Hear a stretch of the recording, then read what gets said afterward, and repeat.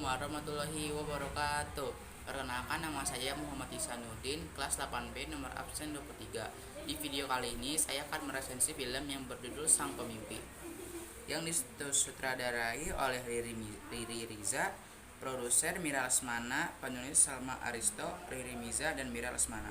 Film ini dirilis pada tahun 17 Desember 2009 yang berdurasi 120 menit. Sang Pemimpi adalah sebuah film Indonesia tahun 2009 yang diadaptasi dari tetralogi novel Laskar Pelangi Kedua. Film ini merupakan sequel dari film Laskar Pelangi yang menceritakan mengenal kehidupan penulis di Belitung ketika masa SMA. Terdapat 3 tokoh utama di film, yaitu Ikal, Arai, dan Jimbron. Ikal adalah Andrea Hirata sendiri.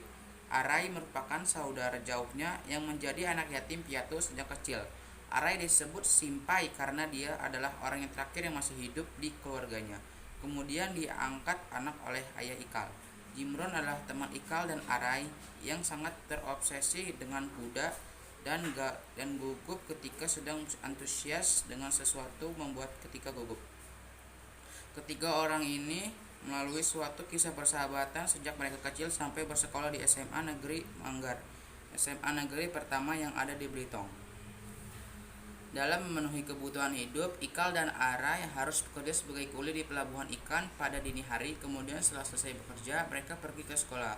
Walau dengan keadaan seperti ini, mereka tetap semangat belajar dan selalu ranking 5 teratas dari 160 murid di sekolah.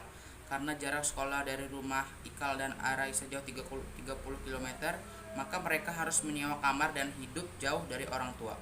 Di bukunya, Andrea Hirata menceritakan bahwa Iklan dan kedua temannya adalah remaja yang nakal. Mereka sangat dibenci oleh Pak Mustar, kepala sekolah SMA Negeri Manggar. Tetapi berbeda dengan Pak Balia, seorang guru yang memberikan mimpi-mimpi untuk muridnya, khususnya kepada Ikal, Arai, dan Jimbron. Di film Sang Pemimpi banyak kenakalan yang dilakukan oleh Arai dan Ikal. Ketika duduk di bangku di SMA, mereka pernah mengejek Pak Mustar hingga membuatnya marah ketika upacara bendera. Mereka juga pernah menyusup ke bioskop walau tidak diizinkan oleh pihak sekolah untuk masuk dan menonton film di sana.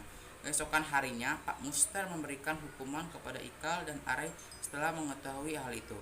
Film ini memiliki kelebihan dengan menceritakan persahabatan dan rasa setia kawan, sekaligus tentang pentingnya pendidikan. Selain itu juga kisahnya sangat mengharukan. Mereka harus hidup mandiri dan terpisah dari orang tua walau dalam keterbatasan kondisi ekonomi, tetapi memiliki cita-cita yang tinggi. Kekurangan dari film Sang Pemimpi: sangat disayangkan bahwa alur cerita dalam film ini tidak jelas dikarenakan alurnya dibolak-balik dan hal ini membuat bingung yang menontonnya. Amanat yang dapat disampaikan: film ini sangat memotivasi para pelajar, terutama pelajar SMA. Kisah yang mengharukan tetapi menyenangkan ketika ditonton, sekaligus menceritakan tentang persahabatan dan rasa setia kawan, serta menyadarkan pentingnya pendidikan. Banyak juga kejadian lucu yang menarik di film ini. Penonton film Sang Pemimpi mencapai 2 juta lebih dan menjadi film terlaris sepanjang masa. Film ini dapat ditonton oleh semua kalangan.